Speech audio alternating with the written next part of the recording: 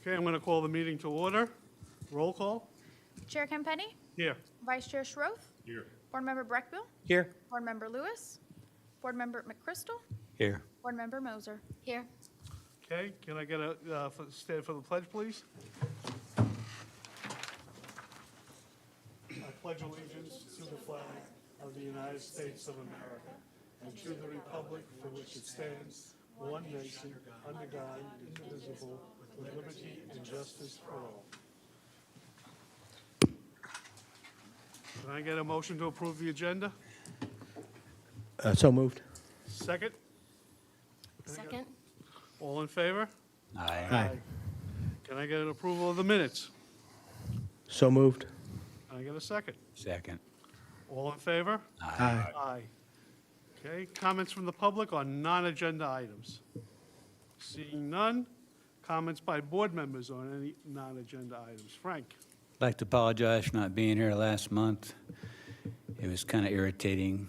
I was out on the way to Illinois, and I realized that I show up to most of the meetings, or mostly all of them, for minuscule dribble. And then the one that happens to be important, I miss. So I regret that. It's the first time I ever received negative phone calls. I mean, messages left on my phone about both those decisions made. People on Seminole Street that I know, very irritated. And then my own personal opinion on the hotel is, it seems like we spent a lot of money and time and effort turning the city, everything north, or this side of US 1, whatever direction it is, into, this quaint little artsy-fartsy, walkable, quaint little town for tourists. And it just seems like putting a 4-story building where the hotel is, proposed to go, goes totally against what we're trying to do. And it would be my hope that we keep the 4-story density and all the chaos that it creates, hopefully US 1 and the other side of US 1. I think at this point it's the best we can do. It's all we can do. Okay, that's all I got. Thank you. Okay, Frank? All right. Action items. First is Sailfish Cove Public Art Minor Urban Conditional Use Approval. Resolution number 03-2023 of the CRB. A resolution of the Community Redevelopment Board of the City of Stuart, Florida, granting a minor urban code conditional use approval for public artwork required as a condition of development for the Sailfish Cove UPUD located at 41 Seminole Street in the City of Stuart, as described within the attached legal description, granting approval to install and public art in front of, I guess I should wear my glasses, shouldn't I?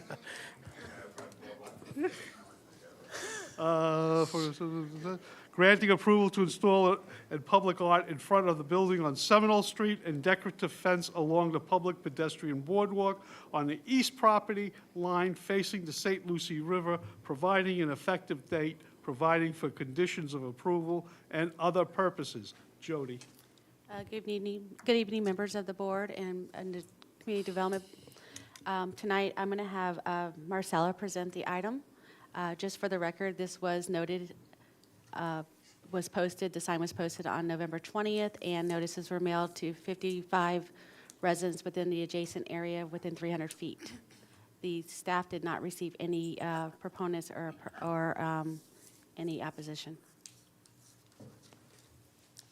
Thank you. Good evening, board members. I do have proof of notice, but we have submitted that to staff. Marcella Cambler, for the record, principal of Marcella Cambler and Associates, and here representing the applicant, owner, developer, George Hart, who has been with us every step of the way as this property was envisioned. Seminole Street, 41 Seminole Street. And as your planning director mentioned, this is a request to allow and approve the required public art, which is actually already there. If some of you were here when we went through the original approvals, you may remember that we did talk about this art a lot. There was a lot of jokes because the original art had the same pretty much design. You'll see it in a minute. The building was always called Sailfish Cove, but I think I did a rendering and instead put a swordfish and not a sailfish. And so the suggestion from both this board and the commission was to change the name of the building, but instead we changed the statute.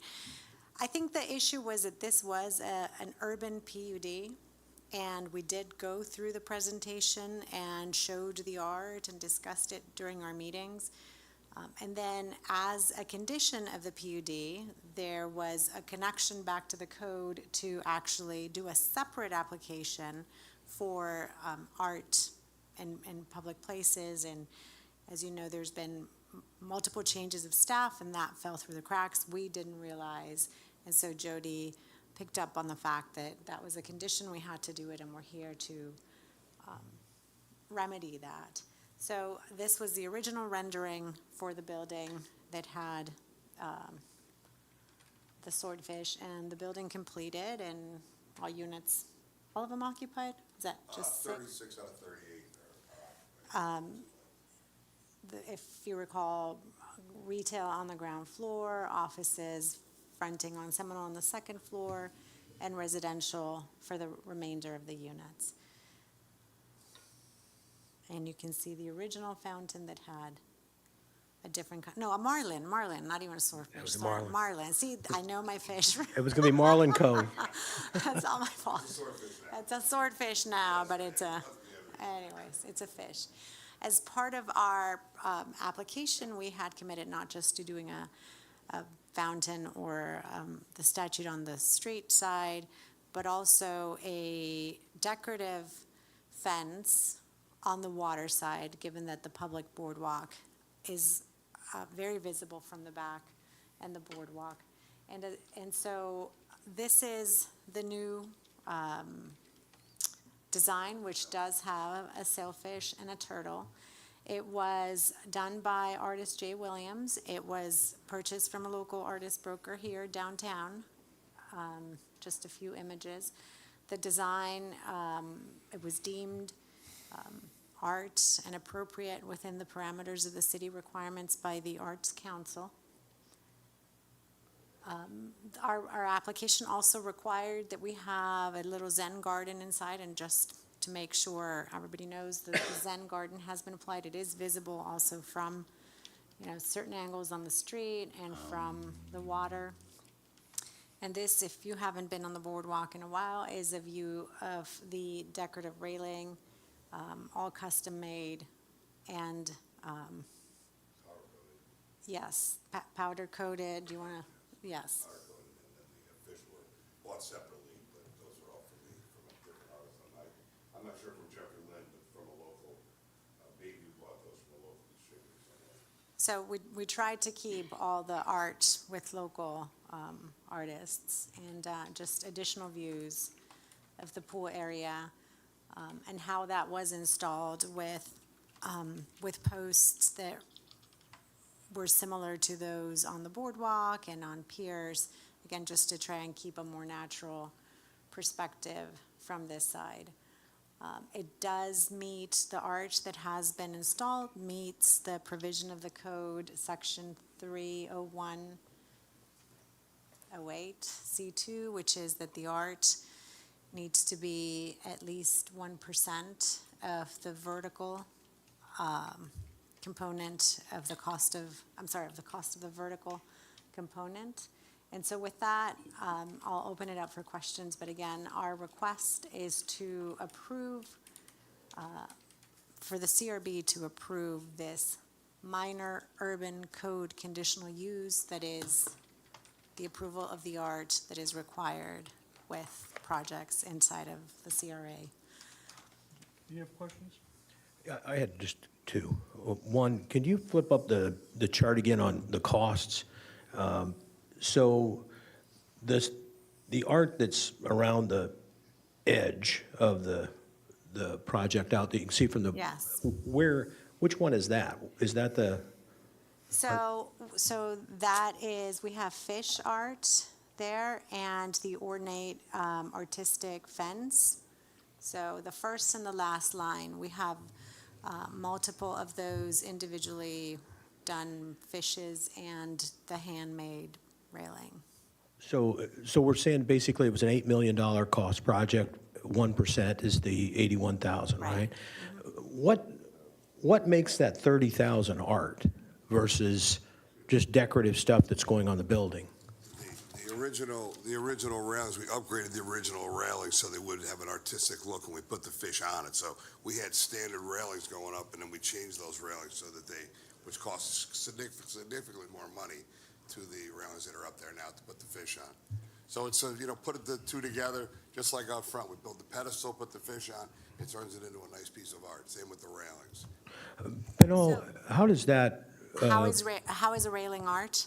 how does it fit in with our code in terms of counting that as art? Do you want to explain about Nancy in the Arts Council saying it's art? Well, so a couple of things. Yes, the Arts Council of Martin County is the authority.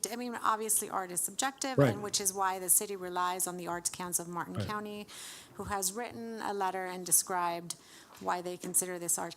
Secondly, this is not the first time that the city of Stuart, within the CRA,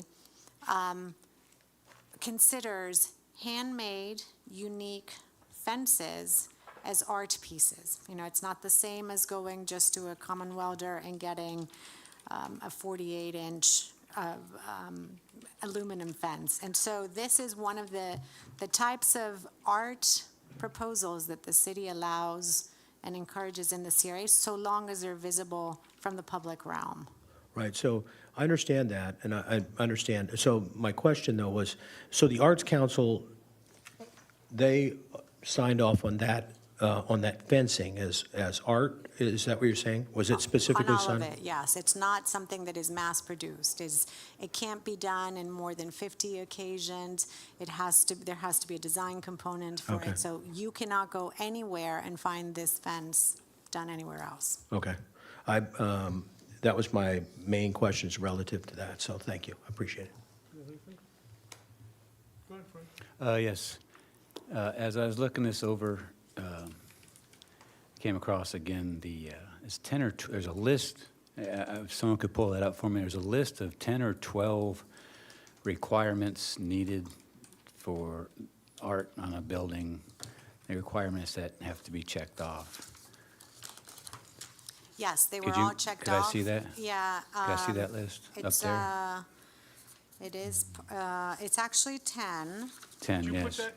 could you put that list up? I have it, but if it's part of the agenda, it's page 21 of your agenda packet, if you have it there. If not,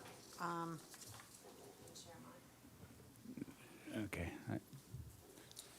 If I could just say, our goal was to make this something that Stewart would be proud of. And I've been doing business in this city for over 20 years between Mulligan's and Sailfish Cove, and we wanted to build something that it's going to last a long time, be beautiful there for a long time. So we took the time to upgrade the railings front and back, and we spent a lot of extra money doing that. So, and I think it came out beautiful. I think we'd all agree that it came out beautiful. Took a little extra time, and a lot of extra money, but at the end of the day, it came out pretty nice. Yeah. We're proud of it for sure. I'm particularly proud that you changed the marlin to a sailfish. Well, I'm not a big fisherman like a lot of you Frank, guys, but you want to see those 10 points? Yes, I would. Me and Marcella aren't too They're impressed. trying their I best. know. Oh, the one I had in front of Mulligan's, that was a Yeah. marlin, right? Yeah, Well, that was a long story, but I bought that at an auction very inexpensively and sent it out. This probably knew that fish would have been $60,000. Yeah. So If you I can't bought bring it it all up- beat up and had somebody paint it for me. Oh, there it is, okay.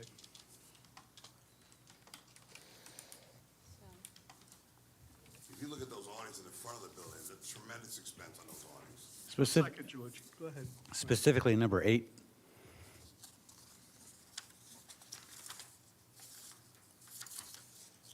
Yeah, I can't read it from here. Not many of us can. Could you read it, Jody, please? there, she's making it bigger. There it is. The proposed artwork reflects cultural diversity. The public art proposed respects. So the problem is not bottom right. Understand art. Okay, so I'm only bringing this up because we've had one other issue, one other agenda item like this, where we approved some artwork, wrapping some plastic around a perfectly beautiful building on the other side of the river. And it also did not check the box for cultural diversity. So can you tell me about you checking the box of cultural diversity with this art that you have in and around your building? And it's okay because it doesn't. But my point is, if we're not going to use number 8, how do we get rid of it? Well, Frank, I mean, you know, we got a swordfish, we got a sailfish. It's We had a collegiate- marlin, it's we got a collegiate turtle. Diversity. We got a big turtle. I was. Exactly. Thanks, please, only one at a time. Go ahead. So, you know, it is tricky in the sense that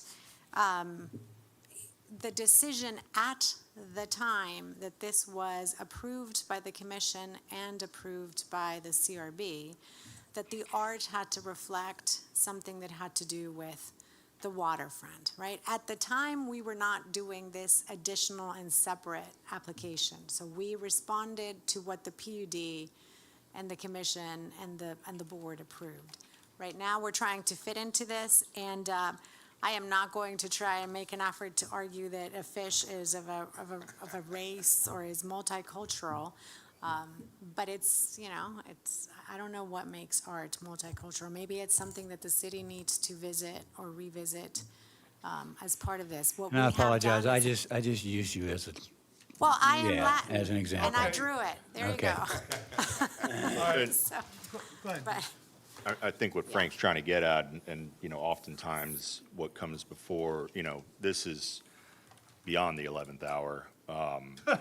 So I don't know that there's a whole lot to be done here, but, you know, staff does work with applicants along the way. And if, you know, Frank's bringing this to light, I think for the second time, maybe it's simply a guidance point to staff to say, hey, you know, Use it or lose it. right, I mean, touch on it Yeah. in, you know, in the future. It's So a that's valid point. Like I said, I mean, A point well taken. we, the staff that we worked with on this, the design and the bringing up, nobody's here. And so kudos to staff that they picked up on the fact that there was a different process that needed to be done. We sourced locally, and so, you know. Okay.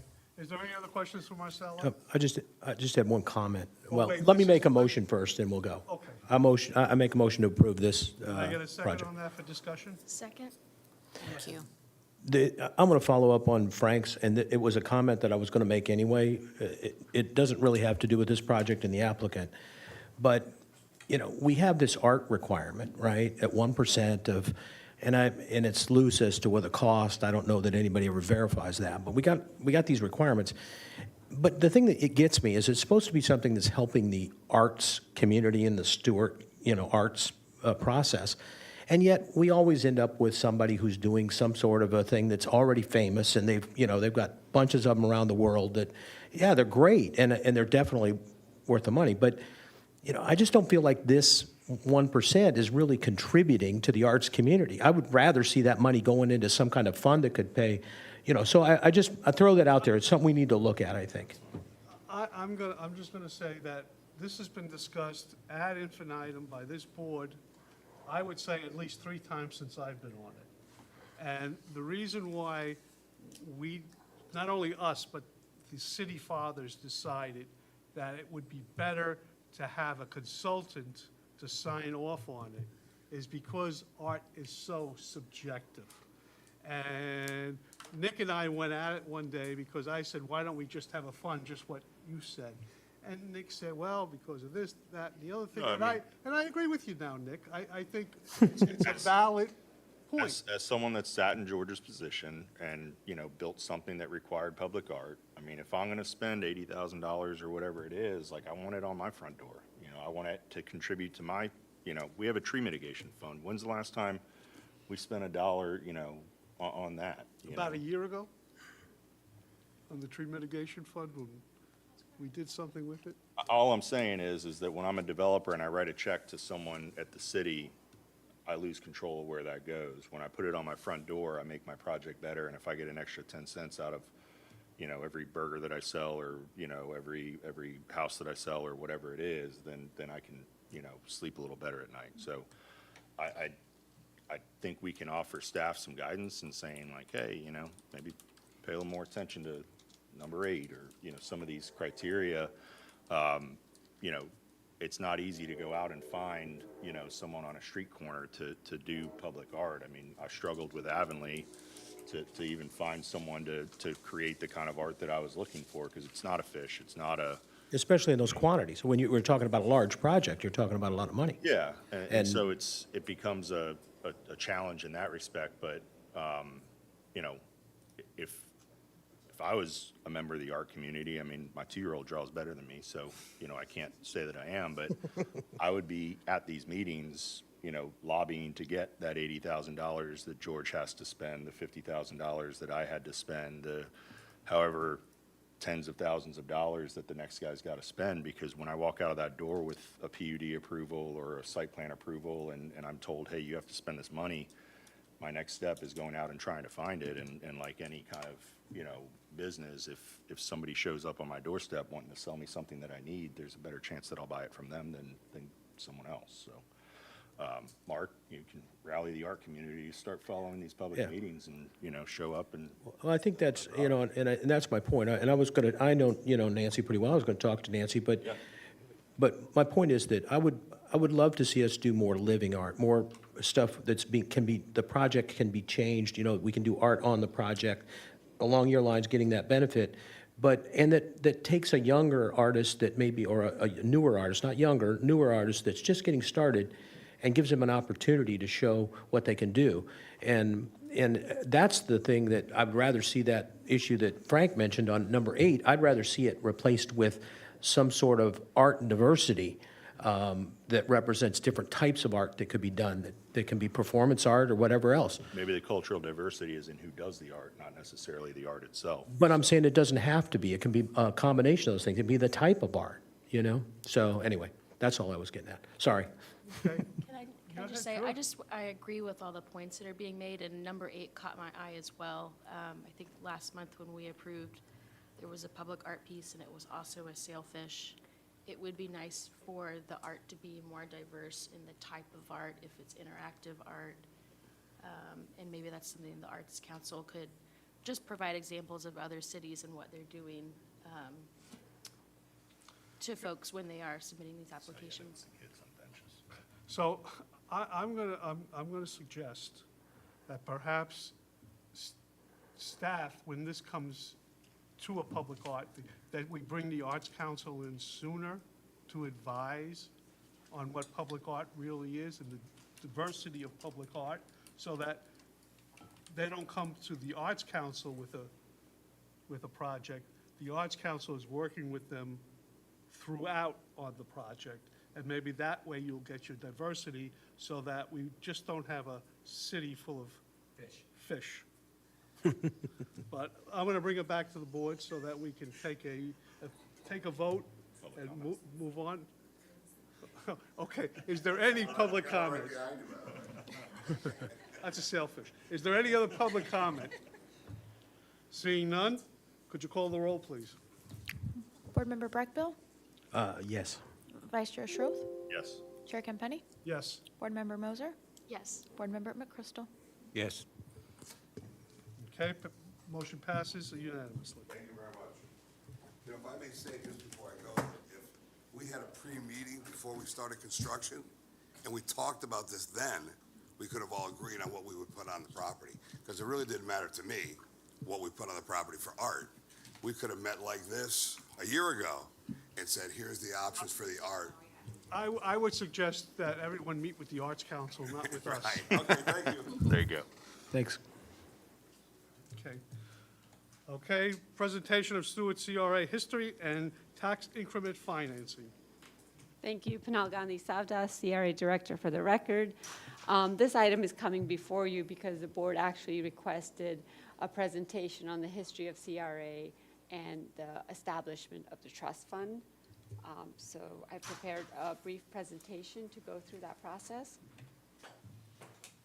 CRA is a defined area that is created to carry out redevelopment activities to reduce the or eliminate the conditions of slum and blight and improve the economy of the CRA by using the growth assessed property values, known as the TIF, to reinvest back into the CRA.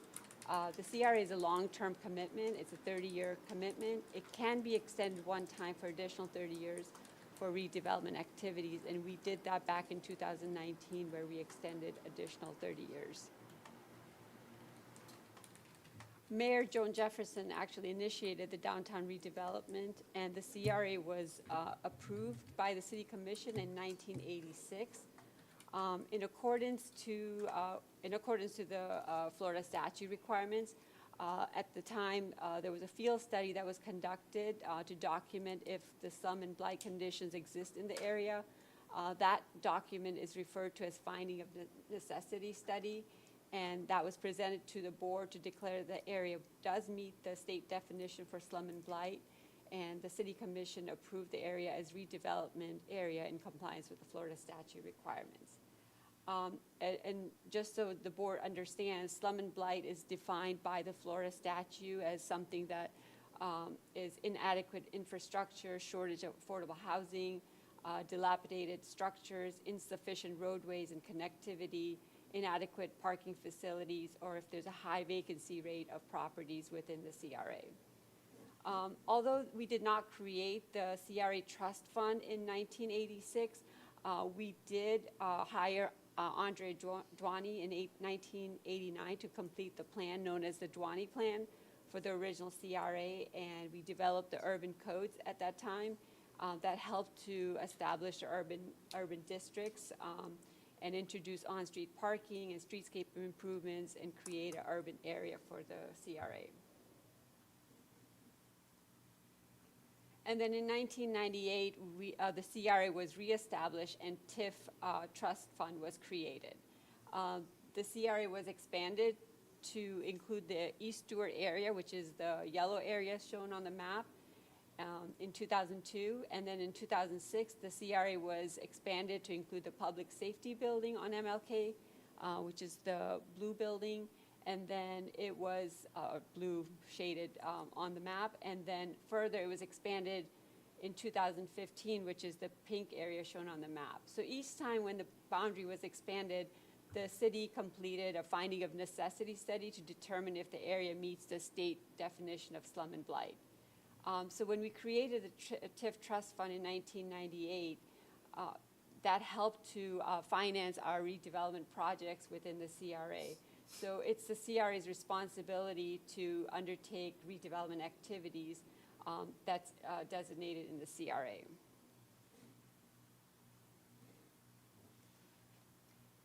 So the CRA encompasses a total of 866 acres of contiguous land. This does not include the right-of-way or the water. The CRA makes up almost 22% of the city.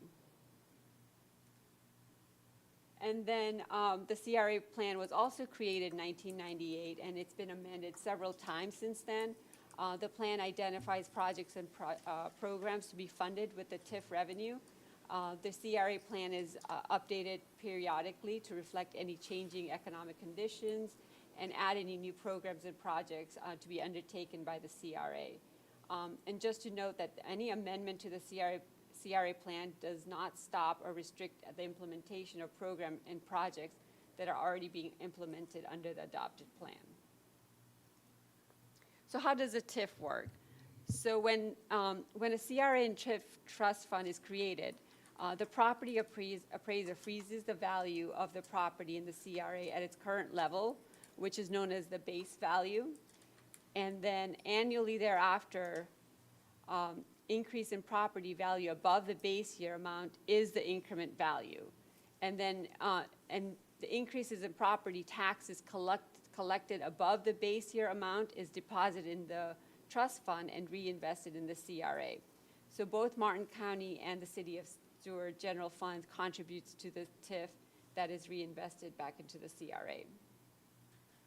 So this chart here shows the base value of the properties within the CRA. It's broken into 4 areas, since each area was added in the CRA in different years. In the earlier slide, I showed you that the CRA was reestablished and TIF was created in 1998. So you see the base value for the original CRA for the 1998. And then the East Stewart was included in 2002. Public Safety Building was included in 2006.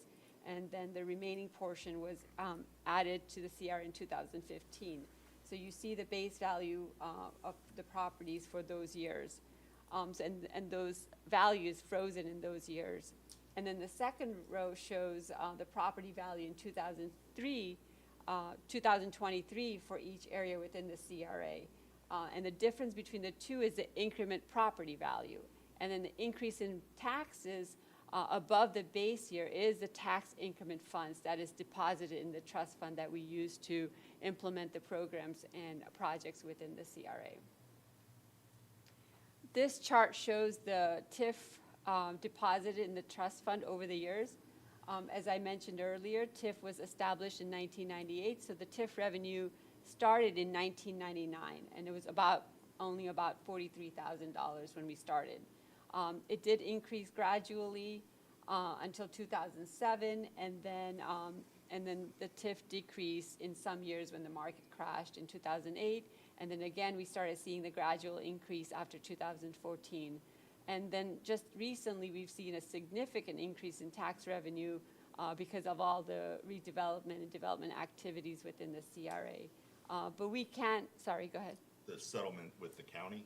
Yeah, right. So I did invite Jolie to attend this meeting because he was here when we did that settlement.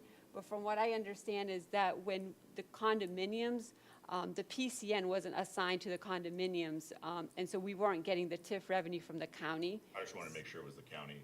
Right, so the county contributed, and that's why you see a significant increase in 2014. So that would have otherwise kind of flat, like that It would would have have been been- contributed to the other years prior to that. Right, right. But I think we'll just see a gradual increase moving forward because I think things have kind of slowed down recently. So where has the money been invested? We've done land purchases, infrastructure or capital improvements, and programming. Some of the land purchases include the Dockside property, North Point property, Triangle property. In just last few years, we purchased the parcels at 325 Southeast Ocean Boulevard and 330 Southeast Ocean Boulevard, right adjacent to Wells Fargo Building. And we have a pending contract for the Willie Gary property in East Stewart. Some of the infrastructure capital improvement projects completed are listed here. I'll just name some few. A redesign of MLK Boulevard with parking and streetscaping, East Avenue improvements in East Stewart, Fraser Creek improvements, Atlanta Avenue improvements, welcome sign at East Stewart, Riverwalk shade structure, Osceola Street parking lot.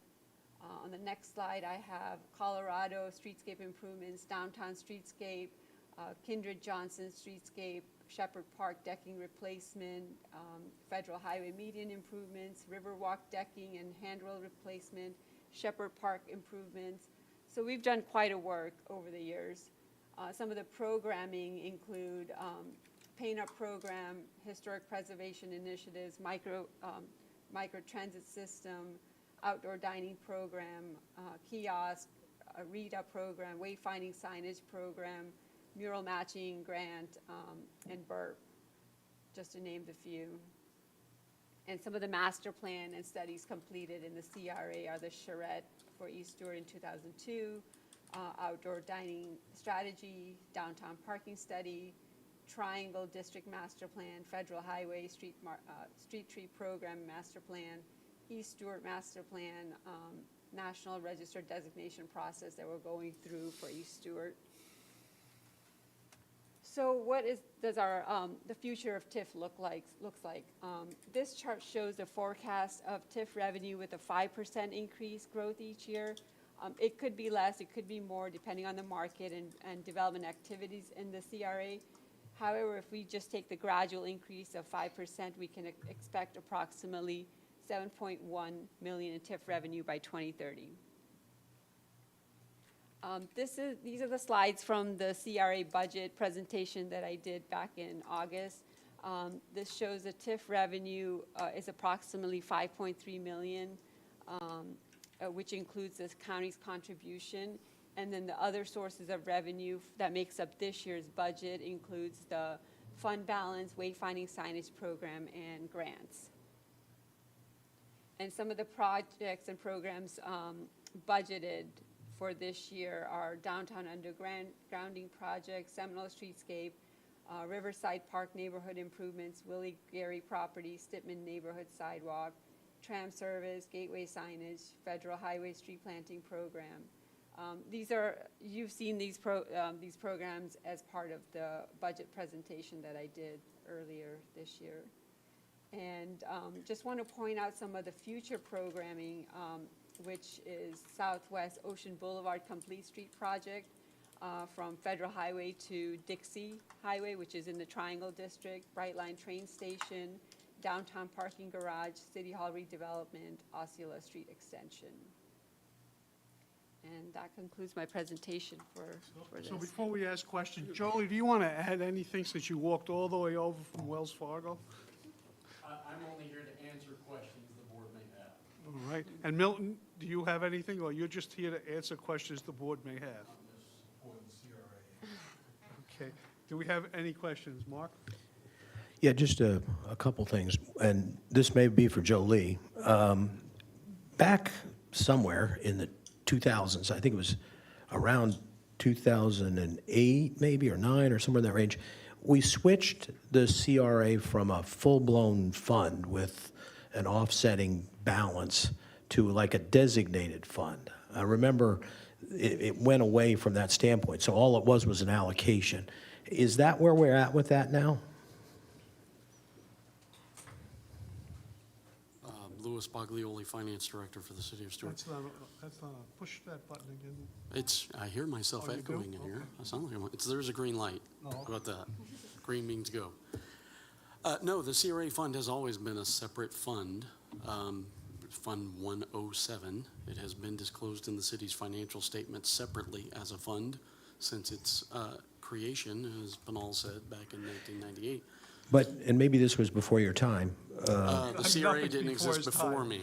but it, I've been here since we made it, so. but the reason I asked that, because I remember there was a big discussion because it gave the city more flexibility to spend some of that money, whereas before, there would have had to been an interfund transfer. And I remember that was the place, and my concern, and the reason I'm bringing it up, is that I think we're going to be, at some point down the road, be looking at a time again where it's not going to take a budget transfer to move something out of there to something else, but it's going to be, costs can be allocated. And so I thought we had a better method then. I'm just wondering why we moved away from it. No, without I'm trying to imagine exactly to what you're referring, but to get down in the weeds, if it's a CRA direct expense, like the purchase of land or something like that, we typically allow that to rest in the CRA as an expense. But if it's a transportation-related expenditure, we typically transfer that to general fund where Milton's people are I see. allocated as an expense, because the transportation expense feeds directly into our local option gas tax funding between us and the county. So if it's a economic environment, the bean counter gods require us to break expenditures into different classifications: public safety, general government, economic development. So the CRA, 99% of their expenses are economic development. But if it's a transportation-related expense, we do an interfund transfer to general fund to reflect that as a transportation expense, and that way we keep all the transportation-related expenses together for reporting. Well, I remember that the discussion had to do with the police, because we were allocating some police to the CRA. Now I know to what you're referring. Yeah. We've had staff directly in the CRA, and we've had That's staff it. not in the CRA. That's it, it was an We've unstaffed. had community policing paid for in the general fund and had the CRA transfer the money there to pay for it. We've paid for community policing directly out of it. So by the statute in the CRA plan, there's certain expenditures they allow. Community policing is one of them. However, there was a big hullabaloo of whether the officer riding the Segway was only patrolling the CRA or not? Was there a benefit to the downtown business owners? So it's something that various different board makeups have vacillated over. Okay. I'm That balanced was- between your wishes, the city manager's wishes, the CRA, coordinator, director, whatever their staff has been over the years. So yeah, we've chased that dollar amount multiple times. Okay. But it's always been a separate fund, and now they're even required to be audited separately from the city. Okay. So I show them in my audit, and they do their own audit. All right. Pinal, the other question I had was relative to that property that's sitting there on East Ocean that, I don't remember the address, 330 or something like that, which is the property that's east of the Wells Fargo building that we did not acquire for purposes of City Hall, that we acquired, from my understanding, because I was there at the time, that the purpose of it was to flip it and make a profit. I have a problem with that property, and I think as a board, we should have a problem with that property. And I think that that's something that needs to be looked at again as to whether or not that property is going to continue to be something owned by the city, or it is going to be, and I know it may be under an RFP right now, but anyway. I'm gonna, yeah, it is an RFP, if I'm not mistaken. The parcels next to it, Yeah. Wells Fargo, Yeah. that's not. It isn't part of the RFP, No. but I think that's a separate agenda item. Yeah. And I don't think we should talk about an individual, what should we do with an individual property today. So if you want, we could put that up at some point in January or February, whenever you have time, we could discuss it, and you can bring back the whole, where are we with Wells Fargo and the surrounding property, if you don't mind, if that's what you're asking. Yeah, I thought it was, but now I know it's not. Oh, yeah. And I think We've Mike, already I awarded. think Mike has to be there for this, Yeah, yeah. so. The RFP has been awarded? We were in the negotiation with I thought it was awarded. Yeah, I mean, I thought it was awarded too, Yeah. but Which RFP are we talking about? Wells Fargo. Wells That did not Fargo include this with two. the parking lot. The Tim and- Hernandez? Yeah, the Tim Hernandez one. It's not gonna go. I can bring an update on that. I would You have could to bring an follow up with update, the or if city you want, manager. if Mark wants to discuss it further, I know what he's referring to. It looks like Yeah. something from the South Bronx. And we're just spending all kinds of money all across the street on Memorial Park, and then we So got, I think he's more concerned with the way it looks at this particular juncture. But again, if you want to bring an update to it and speak to Mr. Mortel and see how he wants to approach it, that's fine. You have anything? Bonnie? Nothing? Nothing? Frank? Nothing? No, sir. Tom, one more question. Sure. So we had a program recently, I think it's been modified, and I forget what the term was, but basically it was a bonus that we gave to developers for building certain projects in the CRA that had certain densities and things like that, right? One went to the one across the river, one went to Azul.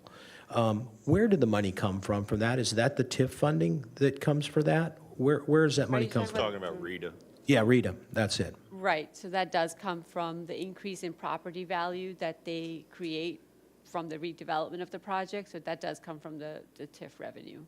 Okay. But it's the revenue that we didn't have, so they get back for redeveloping that But parcel. Nick can explain it Yeah. quite well. So Okay.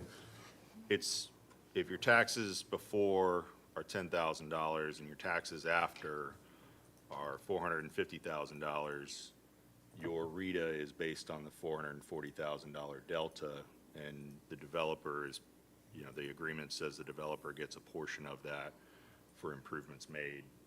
In the case of Avonlea, there's, $5,750,000 worth of road improvements and street signage and sidewalks and everything else. So that's the program as it relates to that particular one. And then each RETA agreement is its own, kind of agreement between developer and city. And I don't know that outside of Azul and Avonlea, there were any others. There was the one across the river, the old Evinrude property, I think, was. Atlantic Marina.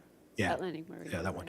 Yeah. So along that same line, just one follow-up. So the numbers that you had up there, Pinal, do they include that number and then there'd be an expense against it, or do they not include that number? In other words, are those numbers that we're showing up there as TIF money and the incoming TIF money, Right. is that include the money we're going to have to rebate back to and I'm not pointing at you, Nick, but to the developers, or is it not? So the TIF revenue is a total revenue that comes to the CRA, and then that does include the money that we would have to give back to the developer. Okay, so we're not going to have that money to spend. There's really a portion of that every year. It's a very small portion, and we do budget that in the CRA. So if you saw the 2014 budget, there was a line item for RETA, assuming that a couple of the projects would be receiving RETA refund this year.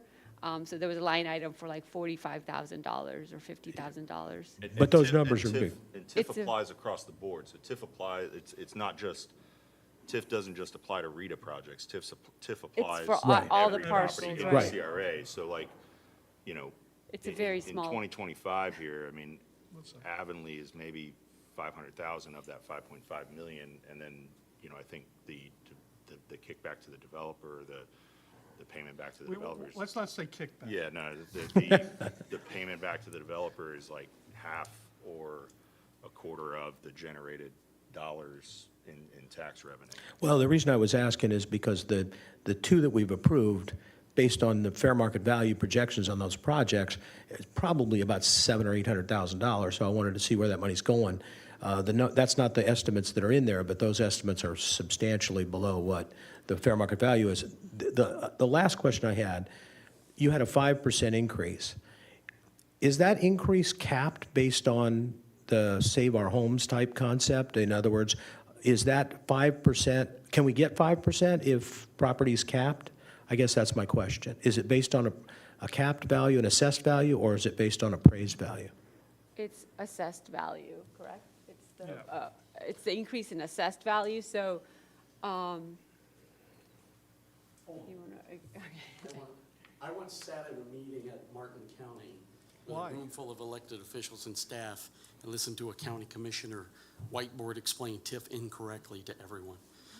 So I just want to make sure we're good. So the drivers of this number, and Panal, you know, we talked about it, and she's done a 5% projection, but what drives this is not only increase in the property values, but new construction as well.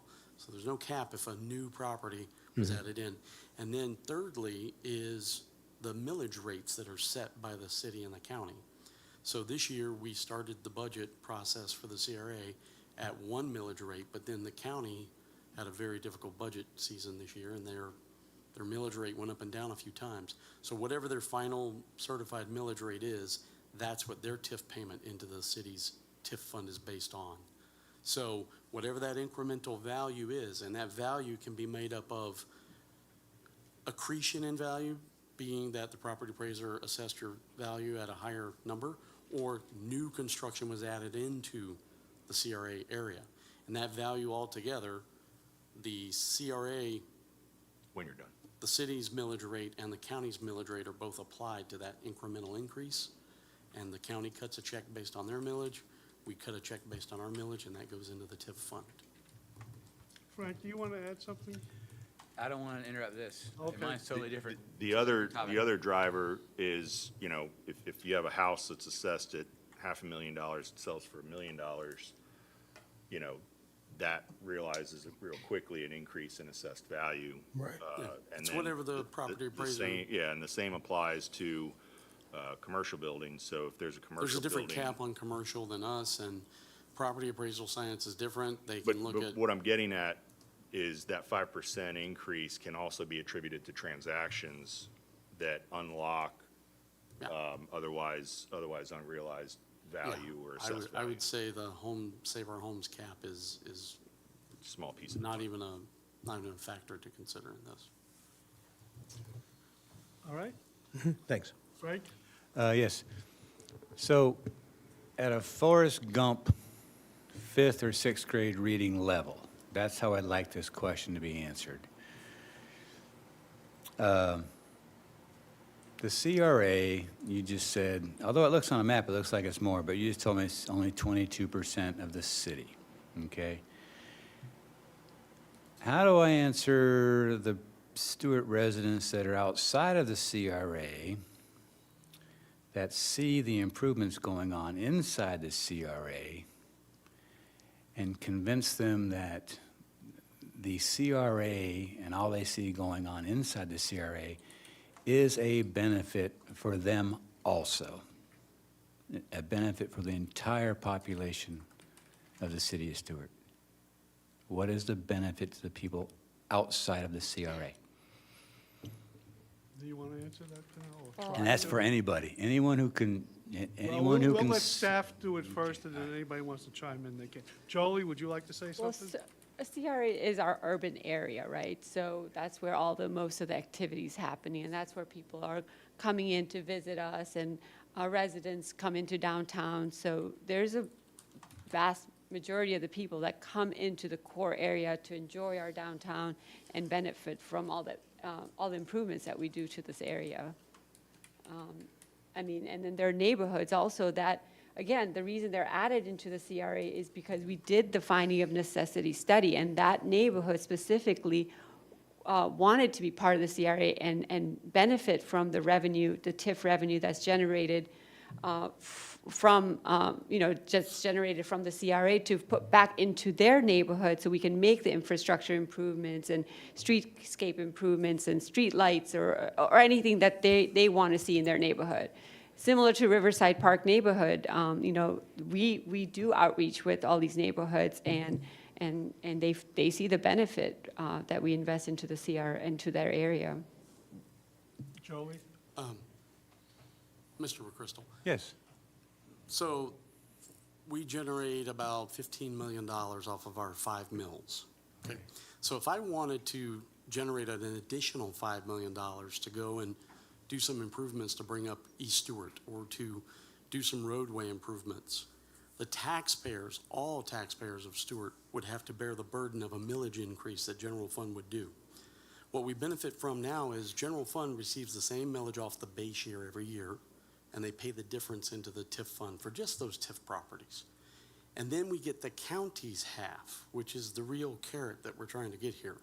So the county's $2.3 million that they gave us into the fund helps us fund improvements that the taxpayers of Stewart as a whole wouldn't need to bear the burden of. So that person who lives outside the CRA who's concerned that, why is East Stewart getting improvements that I don't want? Do they not want East Stewart to get improvements? Well, if they do want East Stewart to get improvements, we're not charging them any additional millage to do so. Roger that. Gotcha now. Okay, so you're saving the general taxpayer money. Because Well, you're getting the taxpayer money they don't have. You're getting an increase in value that wasn't there previously. So it's no more money out of their pocket. It's just the incremental difference. So when a developer builds a better project that generates more value, the general fund still gets what we started with from the beginning. And now we're getting the county's half towards that. So it's like 56-44 is kind of where we are. The county's about 56% of the fund and we're 44% of the fund. So it's that county piece into the fund that helps pay for improvements inside the city that we don't have to tax the citizens for. Okay, and so what drives the growth of the CRA in, as far as land mass? What has driven it to become what it is today? That's not a money question. Okay. That's a soft science. Okay, deal in I the got soft you. sciences. Janelle? All right, that's okay, it's all right. All right. It's late. Mark? Yeah, Frank, I think I have an issue with, I had a question about that too, but I think if you look at it from the perspective that the CRA, we're basically stealing money from the county. This is money that would have gone to I would not say that. I'm just, Wait. There's relax, crazy- there's people, crazy. relax, Hold I'm on, just kidding. Wait a minute. But, Every Mark, citizen you of know, people Stewart, listen to this. no, I understand, and what I'm saying is that through the CRA, we have an opportunity to cap, in effect, a portion of it so that we keep a bigger portion. And that's good for everybody in Stewart, because that's money that wouldn't have come to us, it would Well, have stayed at the I county. think he'll explain it. let me give you the one piece that most people walking the street don't know. Okay, Each one of you pays Martin County more property tax than you do me. wow. So you pay 5 mills to me, you pay 6.5 mills to them. This is the best way for us to get some of that money back Right. to us. Because historically, in my 29.4 counting 6 years here, tax dollars generated in Stewart, which has typically been the commercial hub of Martin County, were spent in Palm City, Jensen Beach, Hobe Sound. That's everywhere exactly, else. So they exactly. take the tax dollars that Stewart generates and they spend everywhere but the city of Stewart. So your millage rate that you pay Martin County, which is more than mine, this is the best way for me to get some of that money back to spend directly in the city that we know is being spent in the city. And the county doesn't like writing this check to us. Right. I can tell you, they don't like writing this check to me. Hence my So comment. That actually helps. Well, Hey, thank you. Just to touch on kind of the logic, because I think that was the basis of Frank's question. I mean, it was once explained to me by somebody in this room, I don't know if they're in here today, but the city and the downtown, the CRA essentially is the lobby, right? And if you walk into a really nice building, the money's spent in the lobby, because that's your first impression. And so, you know, people outside of the CRA visit the CRA, people outside of the city visit the CRA. So the concept is those dollars are well spent in the lobby where more people will realize them or see them or be touched by them And when does our CRA expire? when the debt runs out. 2050. 2019, 30 years from that, right? Right, I don't have it. 49. It's in the CRA plan, It's 2039? 2049, 2039, yeah. 2039. No, 2049, because it was 2019 plus 30 years. It's So it's 2050. 2050? September 9, 2050. Okay. So we got a long way to go. Right. If there's not any other questions, I think we should move on to the CRA plan amendment. Okay, this is a resolution. I am looking for approval on this item. This is an amendment to the 2019 adopted CRA plan. Anytime we want to spend money on projects and programs with TIF, we have to identify those projects and programs in the CRA plan, and that's why this item is coming before you. The redevelopment plan was reformatted. That's why I wanted to show the track changes. But when I started reformatting, it was just difficult to do that. So I did include the 2019 plan as a reference in your package. For the most part, there are no substantive changes. The executive summary that's included in the CRA plan describes that we use a CRA plan as a guide to implement programs and projects to drive economic development, infrastructure improvements, neighborhood improvements, redevelopment support through incentive programs and form-based code. The plan also describes the existing conditions. The programs that, the plan also includes the programs that were recently approved by the board. The Federal Highway Street Tree Program, Tram Wrap Program, Utility Box wrap programs, and another program that I will include is the Air Property Assistance Program. This program is specifically for the East Stewart, but we could open it up to other areas in the CRA. It's to help assist air property owners to clear their title on their property so that they can apply for mortgage, refinancing, homeowners insurance, homestead exemption. So under the proposed program, they'll be able to get legal assistance to clear the title. I will bring that program before the board, so you'll have more details about that program. But I wanted to get that in the CRA plan because there will be CRA TIF funding used to implement the program, and it's important that we identify those programs in the CRA plan. But for now, we have not given it a dollar figure. We have not used any money for that yet. And some of the capital projects that are already in the CIP, and you've seen this before, we've already budgeted, and we're expecting those projects to go in construction. Our downtown undergrounding project, Seminole Streetscape, Riverside Park Streetscape, Oleander Park improvements, gateway signage, Willie Gary property acquisition and new construction, Guy Davis Park, Stipman drainage improvements, sidewalk improvements. But some of the new projects that I wanted to add in the CRA plan are the downtown parking garage, Brightline train station, City Hall redevelopment, Osceola Street extension, any stormwater improvements, property acquisition, Again, these projects are being added, so that way when these projects do come forward in the near future, we can use the TIF funding for them. Otherwise, I would have to come before the board, amend the CRA plan before we can spend any money on, for instance, Brightline train station. So today, I'm just looking for feedback, any projects or programs that you would like to see in the CRA plan, and requesting approval of resolution number 01-2024, amending the CRA plan. Okay, Frank, do you have anything?